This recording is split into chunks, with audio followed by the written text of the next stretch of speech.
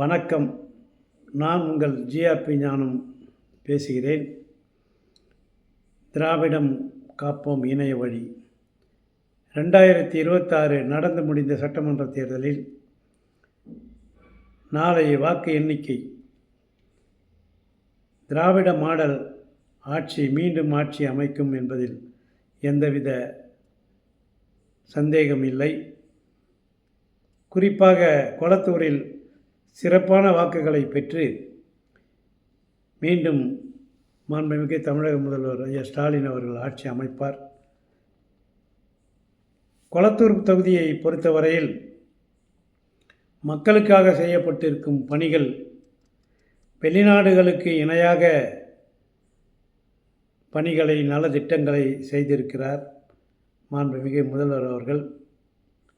கல்லூரிகள், குளிர்சாதனம் செய்யப்பட்ட பஸ் நிலையங்கள், படிப்பகங்கள், நூலகங்கள், மருத்துவமனைகள், இது போன்ற பல நல்ல திட்டங்களை சிறப்பாக செய்து கொடுத்திருக்கிறார் மக்கள் பயன்பெறும் வகையிலே.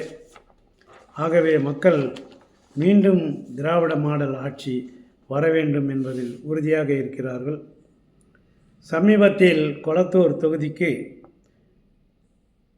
வாக்கு சேகரிக்க திராவிட வெற்றி கழகத்தின் தலைவர் மல்லை சத்யா அவர்கள் கொளத்தூர் தொகுதியிலே மாண்புமிகு முதல்வர் அவர்களுக்கு வாக்கு சேகரித்தார்.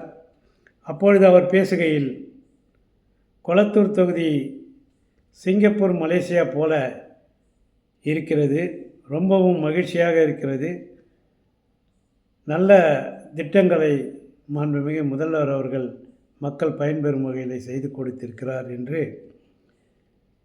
பாராட்டி பேசினார். பிறந்தால் கொளத்தூர் தொகுதியில் நாம் பிறக்க வேண்டும் என்கின்ற அளவுக்கு அவர் பாராட்டி பேசினார். இது மக்கள் கவனத்தை மிகவும் ஈர்த்தது.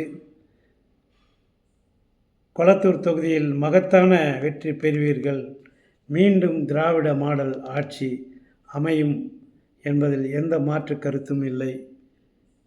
அன்புடன் ஜிஆர்பி ஞானம், திராவிடம் காப்போம் இணைய வழி. நன்றி, வணக்கம்.